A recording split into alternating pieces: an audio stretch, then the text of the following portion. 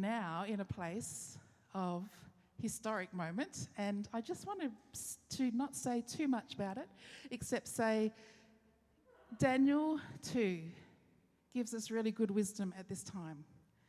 It says, he changes times and seasons, and he disposes kings and raises up others, and he gives wisdom to the wise and knowledge to the discerning.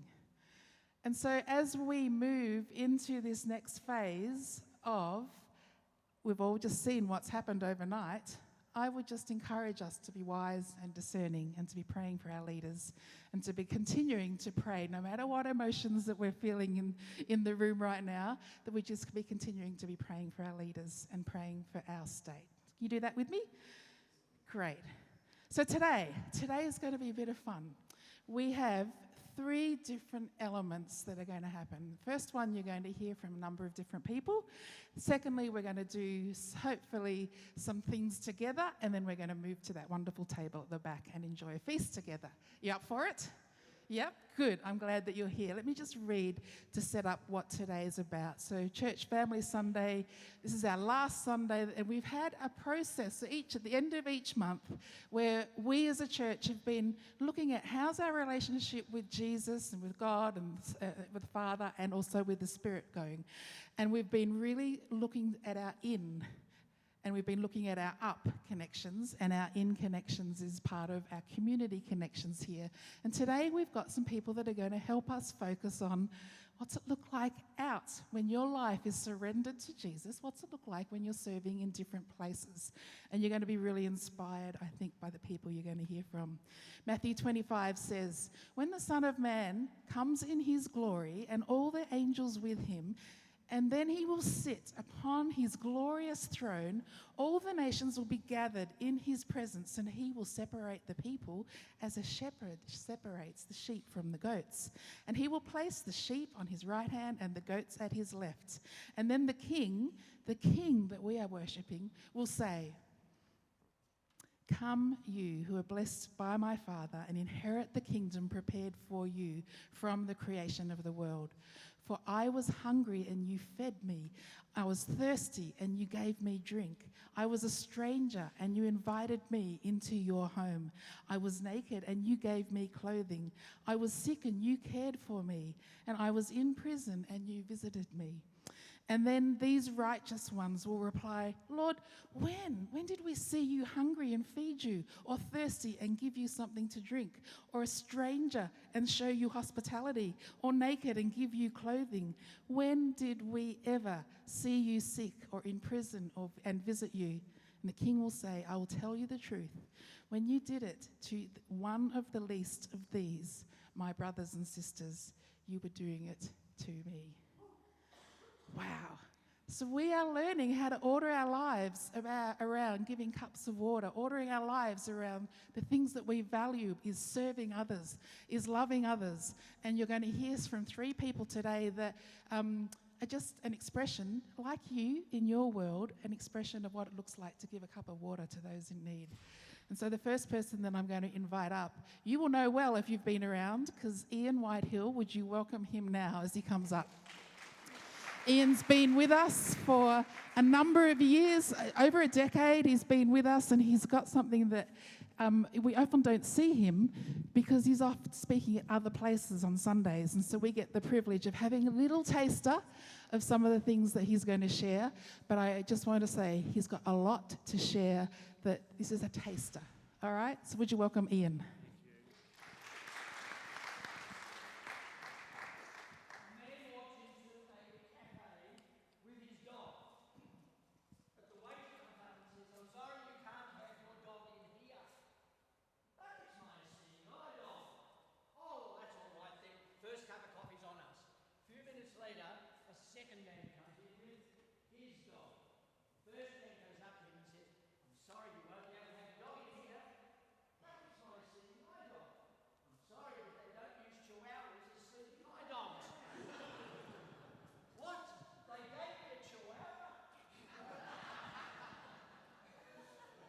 Who's blind and who's not?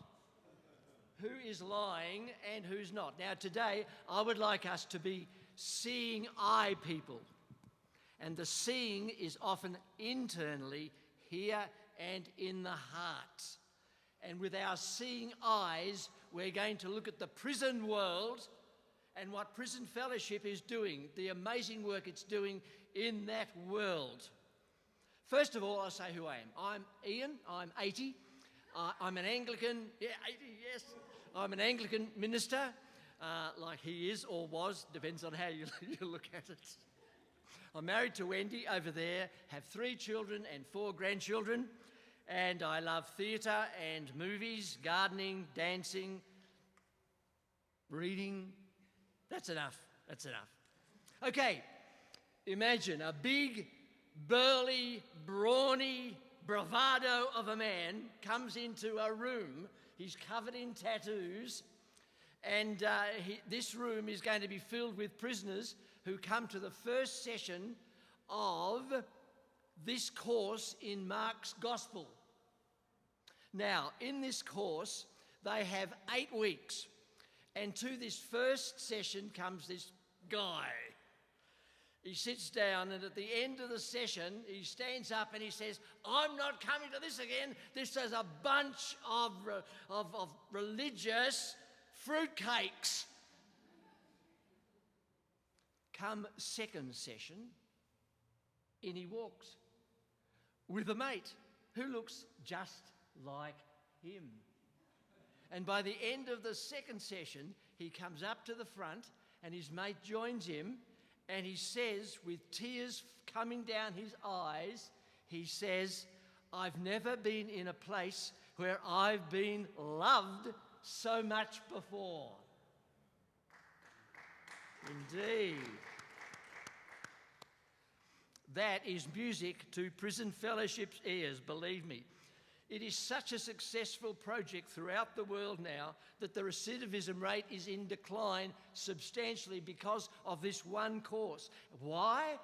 Because the prisoners recognise a man in Mark. A man who was despised, rejected, betrayed, accused, arrested, tried, sentenced, punished, a life lost. And as they get to know this man in the Mark's Gospel a bit more, they discover it goes on from there, not a life lost, but a life regained. They find that he is resurrected, sends the Holy Spirit, and the guys are saying, "He understands us, and we understand him. I want to become a Christian." And they are coming to Christianity in their hundreds across the world. At one graduation ceremony, 12 motorcyclists came up at the end, and they were all in tears. That's what Christ does with people who for a time are at their lowest. I was a master of political hardball, able to manipulate and execute the dirty tricks that often come from the political process. I was truly a nasty piece of work. This man, his words, Charles Colson, who was the hatchet man for President Nixon at Watergate back in the 70s. Some of you will remember him. Imagine him after his trial and after his imprisonment, or just before his imprisonment actually. He's sitting in his car and he's in tears, and he realises that he has lived badly. He crumbled in a flood of tears, unable to drive, calling out to God with the first honest prayer of his life. That was the night Jesus Christ came into my life. He gets in the car, Nixon's man, gets out of the car, Christ's man. So God tumbles him into the kingdom of heaven. The law takes him by the scruff of the neck and gets him into prison. He's there for 8 months. Many prisoners are convicted, become Christians. He then writes his wonderful autobiography, Born Again, and over the next 40 years establishes Prison Fellowship, firstly from within prison and outside, and because of mainly his work, in 40 years, Prison Fellowship International becomes easily the most prison visiting operation in the world, with a 4-star credit rating from United Nations. And I am privileged to be a part of that movement.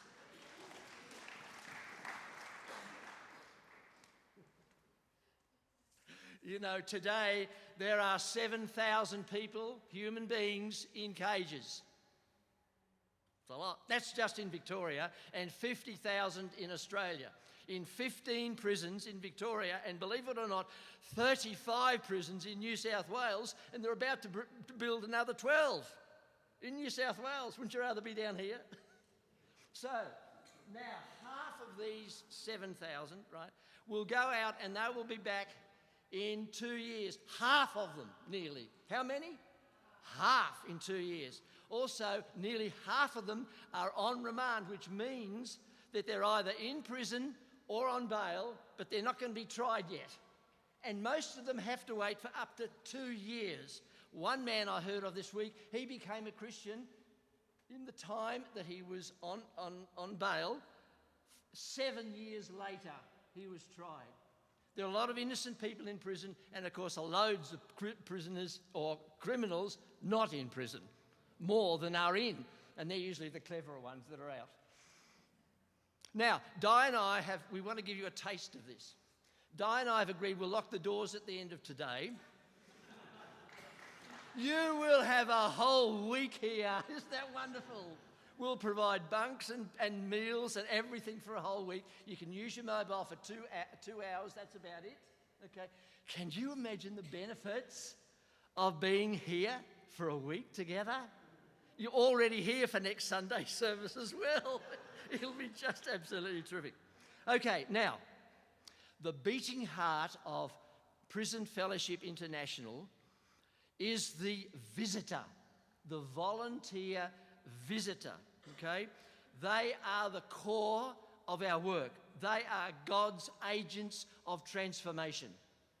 Now, this is what we do.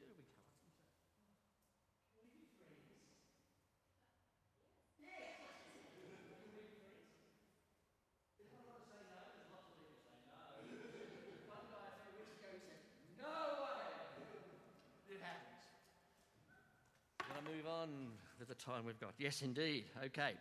Now, I'm going to take you to Brazil, not a happy country at the moment. I want to take you to the state of Minas Gerais, where we meet the Recuperandos.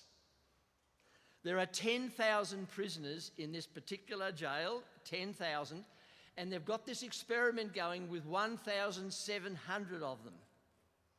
They have to have been in prison for 5 years, have family living in the state where the prison is, and they have to agree to being part of a project which is about, and they're told this at the beginning, we want to show you what love means. So out of the 1,700 who do this course, and this is a whole lot of other things we don't have time for now, but sports courts, gardens, bakery, workshops, knitting, pottery, everything you can imagine. Just wonderful. And what happens after the first year, instead of throw away the keys and let them rot in hell, it's we're going to give you the keys of the prison. And you can choose to stay or leave. 90% of them stay. And of the 5% who leave, half of them decide to come back. Whether they commit a crime or not in the meantime, I don't know, but they're allowed to come back. Okay, isn't that incredible? I think it is. Oh boy, I'm so excited about what's going on. Now, Mary Kay Beard was an infamous bank robber in America back in late part of the last century. She was wanted in 4 states for grand larceny. She got on with the mafia and all of that, and she just had a ball making a huge amount of money from all of this bank robbing. Anyway, the time came that she thought she would desert the mafia, and when they discovered that, they were out to kill her, but the police got her quickly, convicted, arrested her and tried her and put her in jail for 21 years. Long time, huh? In the 16th year, she was flipping through what are the Bibles in Gideon's Bible, halfway through through Ezekiel, and she came across this passage from chapter 36. I will give you a new heart, and a new spirit I will put within you. Isn't that wonderful? That's the gospel in a nutshell from that verse. And I believe the Lord led her to that verse. And her response was, "You do that for me, God, and I will give the rest of my life back to you." Well, now there's a faith action. She knew nothing but that verse. That was enough for her. Well, the outcome of that, in the last 6 years of the 21, she set up a project in the eastern states of America of Christmas trees in shopping centres with the gospel message on the tree and the offer to shoppers for a gift of $30. Can you imagine what that $30 might be for whom? Who was it before? Let's hear it. No, not prisoners, not this time.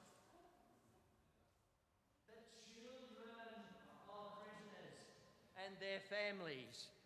It's easy to forget about them, isn't it?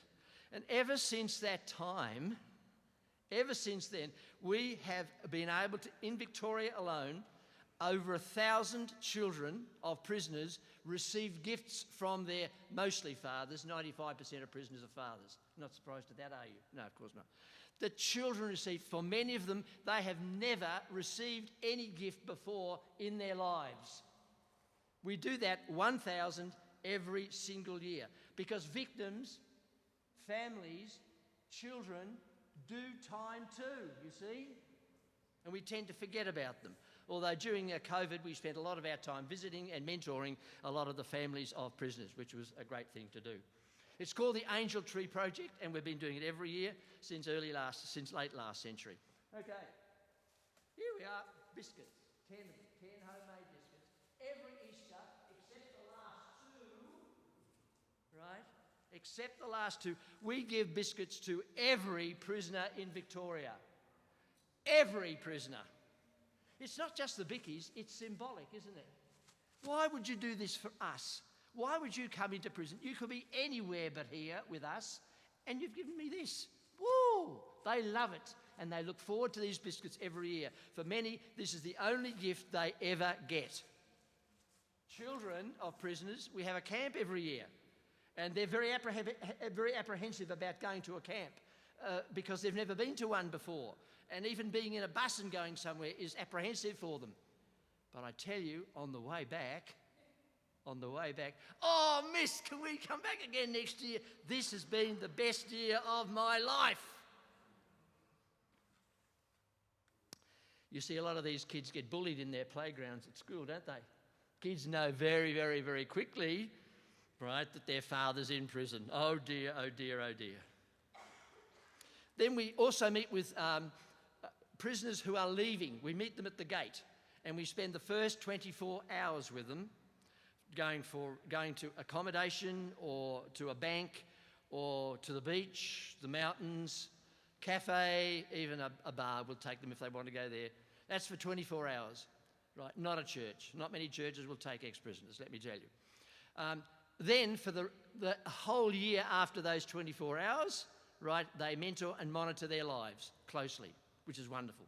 Okay, now, this is my... More time? 1 minute, I've got to finish. Okay, this is my big bad wrecking ball. Now with this ball, I can knock down 10 pins if I'm good, which I'm not. I can knock down all 10 pins of a prisoner. Childhood dysfunction, poor education, bad company, peer pressure, and put those two things together, and what have you got? Drugs, drink, and violence. Intergenerational cycles of crime, mental damage, genetics, personality type, and of course the last and not the least, poor choices. So what we want to do is to help put the pins back on the alley. One pin, bring the victims and the victimiser together so the victimiser knows what damage he's done to the victims and what damage he has done to himself. That's the first one. Second one is what forgiveness means. Oh, forgiveness? What's forgiveness? I've no idea what's that word. I'll tell you about grace. Grace? What's that word? Faith? What's that word? They don't know the words we take for granted. Most of them, many of them, not most necessarily, most of them can't read. So they can't read the scriptures like we do. So literacy is a huge problem. The third one, with one hand, they can hold a knife. I was sitting next to a murderer telling me about the murder of his wife. Incredible, the detail he gave me. In the other hand, he can hold a brush, paintbrush. Because he's not just good at murdering people, he's good at something. And most prisoners don't even know what they are good at. What would they do when they came out anyway? All right. And the last one of those, anger management, are all important. Restoring levels of mental health. The mind, as you might know, is a formidable jailer.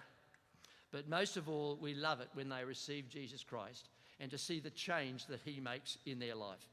Remember, as I finish, that the first recorded sermon of Jesus, when he's in the synagogue, is where he talks about sending freedom, proclaiming freedom for the prisoner. In his first sermon, and in his last sermon in Matthew 25, I was hungry, I was thirsty, etc. I was in prison, you visited me, and you didn't visit me. Right? First and last recorded sermons. Okay, if you want a copy of this, Why Forgive? 30 stories of the transforming lives of ex-prisoners. Fantastic book. They're free, but if you want to make a little donation to that in the box there, that would be great. Okay, Acts 12, Peter's miraculous escape from prison because the church was earnestly praying for him. We believe in prayer. That is at the heart of our work. So if you want to pray for us or you want to consider being a prison visitor, come to us. It's a dark world, as Di said a few minutes ago, but Christ is the light in that dark world. But wait, there's more. Not now, though. Thank you, Di. Let's give it up for Ian.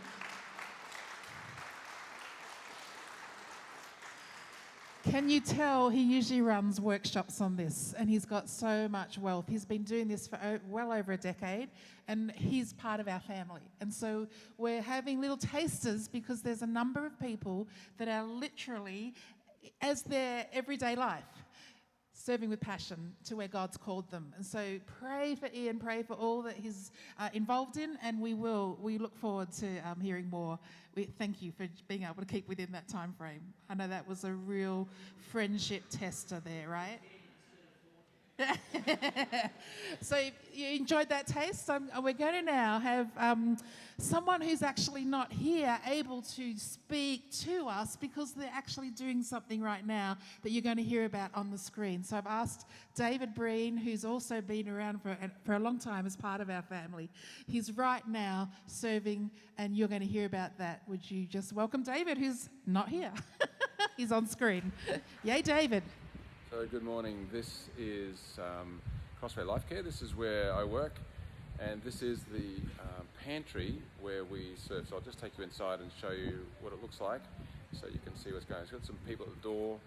You can see that we've got some people who come to the door and we serve them in the pantry and give them food. They fill in a form saying what they want and what they'd like to take, and then we serve them away. So I'll show you. Come inside and have a look.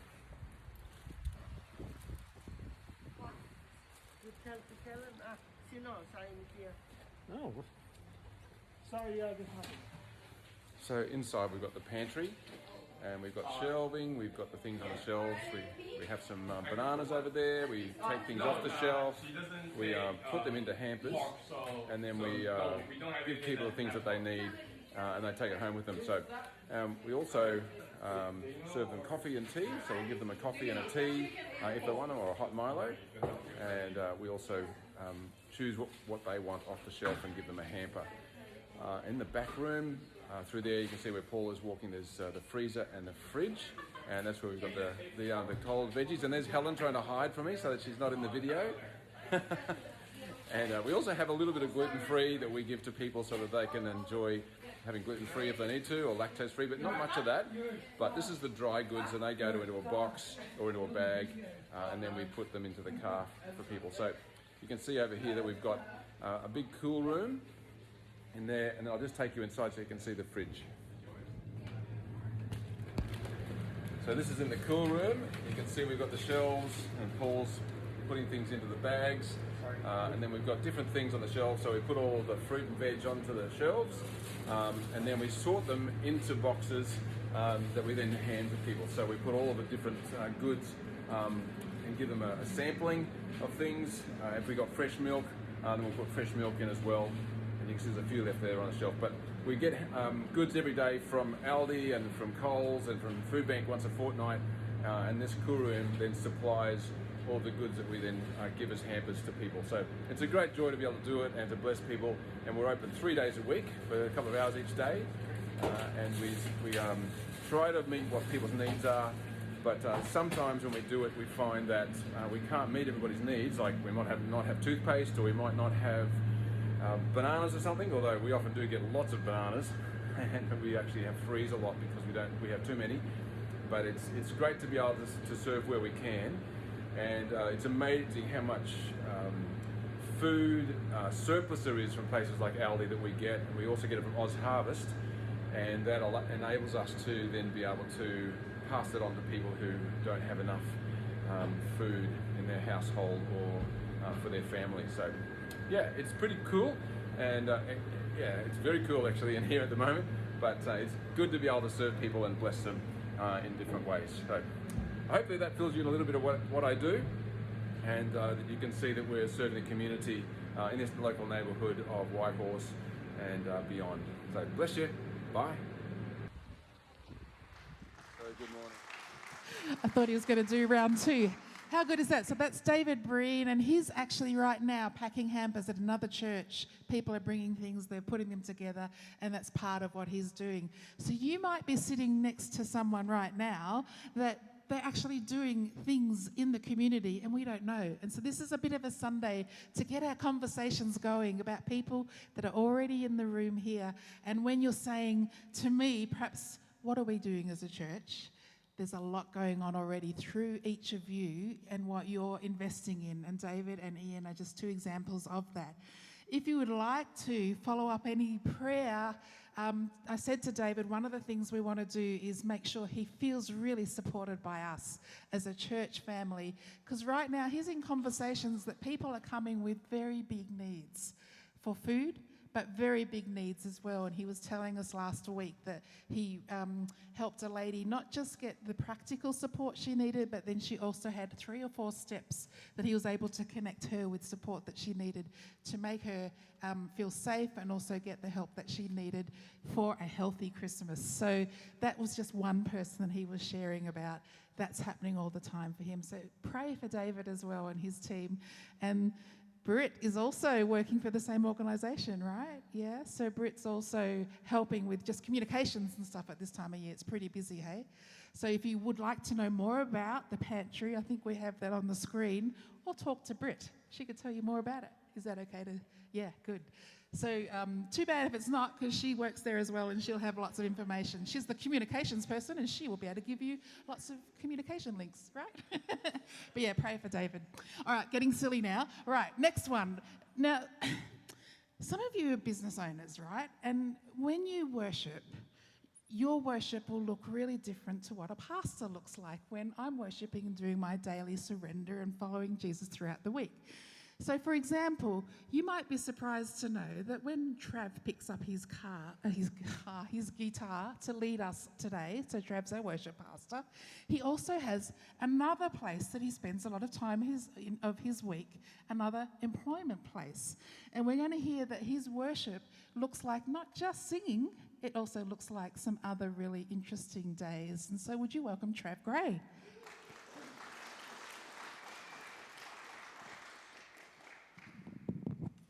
Hi guys. Yeah, most of you know me as Trav, the worship pastor or worship leader or whatever I do up there. You can call that. But as Di said, I am known by many more people as a social housing provider. I'm a property manager for a company called Community Housing. So it's one of the largest social housing providers in the world at the moment, actually. We have many offices and many employees all around the world. And I specifically manage a team who run a transitional housing program in that organisation. So we we take people from all sorts of places, prison, Ian. We have a corrections program. I personally manage a drug and alcohol rehab properties, so we take people from rehabs and we put them in for a short period of time on a short lease. And the idea is that it's a stepping stone into more permanent accommodation. So the idea is that the rent is rebated and they have a chance to save some money, get back on their feet, and then hopefully, potentially, move into something more permanent. So obviously it doesn't always work out that way, but that's the idea and that's the goal. The organisation's mission statement is a world without housing poverty. And I just want to share a little message from Psalms with you guys, and it says, "For in the day of trouble, he will keep me safe in his dwelling. He will hide me in the shelter of his sacred tent and set me high upon a rock." Obviously that's a spiritual promise. But I believe it does have a mirror in the physical.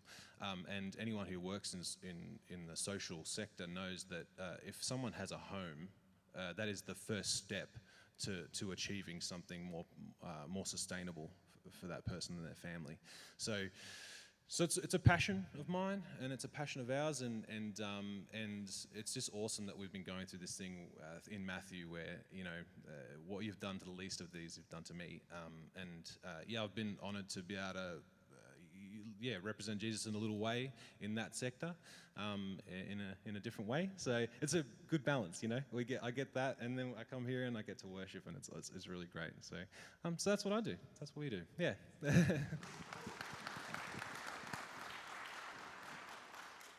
So I said at the start of today, I love this church, and this is part of why we're such a rich church with so many of you that are really listening to what the Lord's saying, and then just stepping into opportunities where you're really reaching out to give cups of water of refreshment in different ways.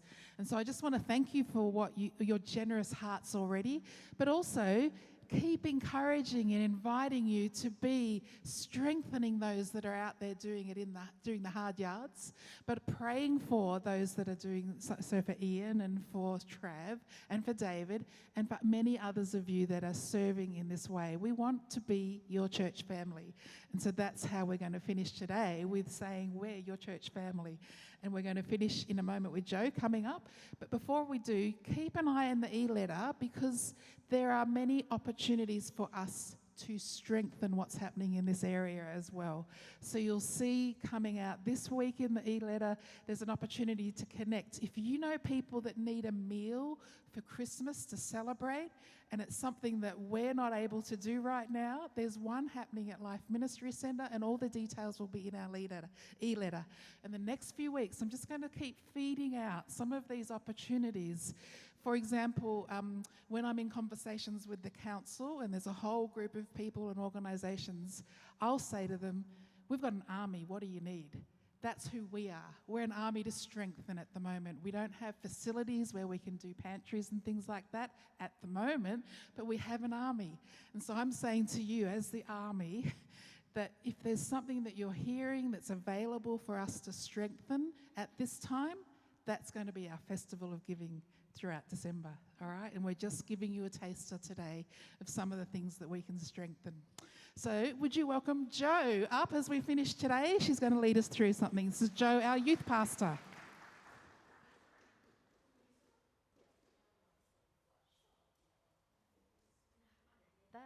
Give me a second to derobe my face. Okay. So yeah, if you don't know me, I'm Jo. I help out with the youth and young adults.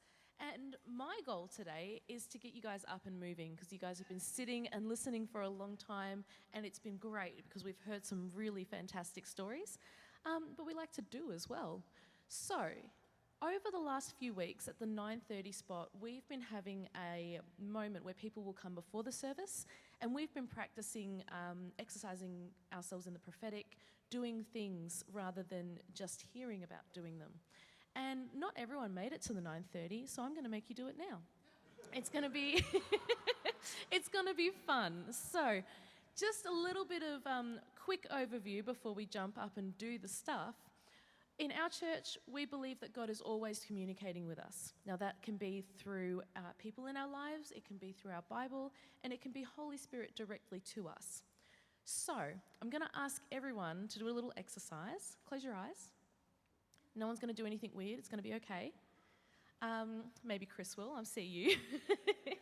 But I want you to imagine a balloon animal. A balloon animal.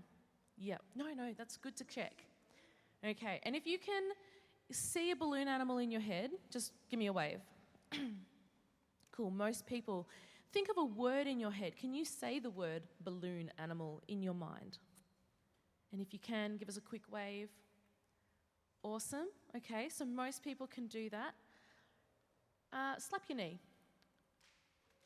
Yeah, this is fun. Everyone's just doing what I say. But you can feel that sensation, right? You can smell what's happening in the room. You can hear me speaking. And if you haven't opened your eyes already because you're very obedient, you may open your eyes. What I want to point out is we have all of these senses, both our external senses where we can hear and taste and smell, and also our imagination, our internal senses and feelings in our bodies, which God can use to communicate to us. So, what we're going to do is just an easy little thing to practice us hearing God.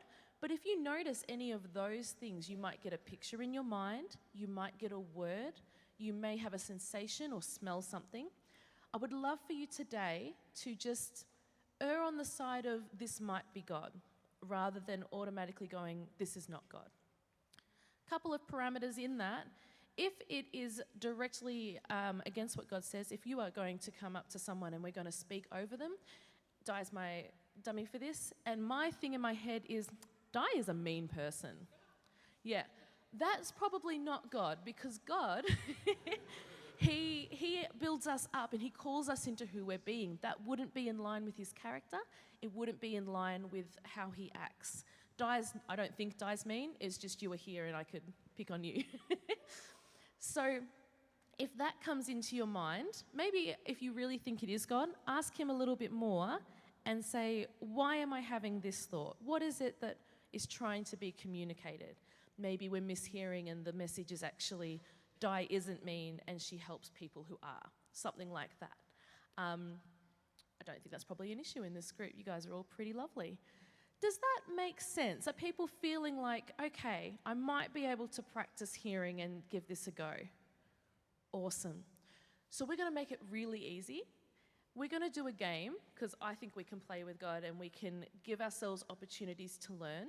You wouldn't go and try and ride a bike on a marathon for the first time, because bikes do marathons apparently. I learnt this. For the first time without practicing first. And you do that where it's safe, you do that in a place where you know you've got what you need, and that's what we're doing here. This is an opportunity to practice where it's safe, so that when we want to do this in a different environment, we've had a little bit of a practice run. And we're going to get everyone to partner up, and then I'm going to give you the instructions. But if you can find a partner that you didn't come here today with, that would be my preference. So, on the count of 3, everyone's going to jump up and find a person. 1, 2, 3, go. Yeah,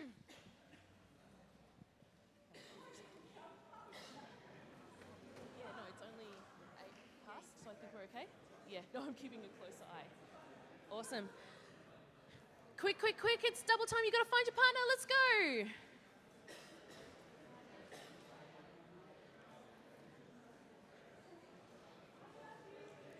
And once you've got them, don't start prophesying. I haven't given you any instructions yet. Okay. I think most people have their partners. So what we're going to do, guys, don't make me do clapping things like with the kids. Alrighty. What I would love to do is we're going to use a prompt today. And the prompt that we're going to use to ask God is, when I look at the person in front of me, what do you see? So you might notice when the person in front of you that they have a particular color on. Perhaps they're wearing purple, and purple reminds you of royalty, and it's God maybe trying to communicate this person is a princess. They're the daughter of a king. That sounded ominous. We might check that in a second. If you are looking at someone, perhaps you're noticing their smile. Perhaps you're noticing something that's in them rather than a physical attribute. What we're going to do today is when we ask that question, we're going to trust that God is going to speak. And the first thing that pops into our mind, provided it builds people up and it's in line with who God is, we're going to communicate that and encourage the other person. Sound good? Okay, so look at your person. We're going to ask God internally or externally, when I look at you, what do you see? And God's going to help us encourage that person. Ready, set, go.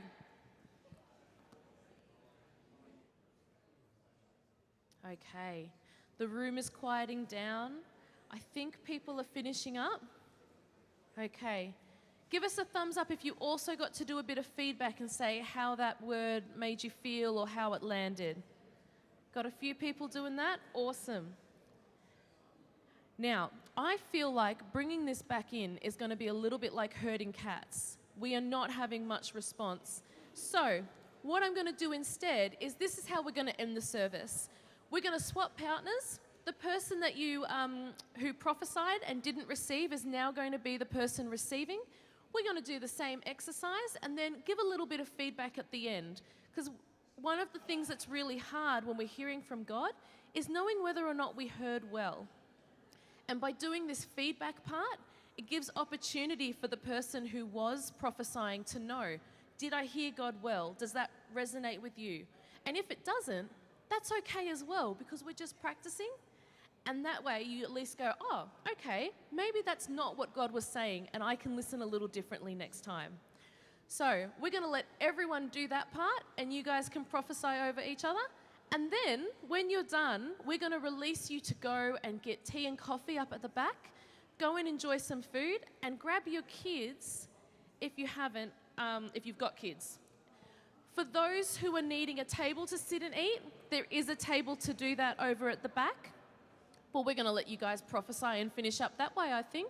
Go for it.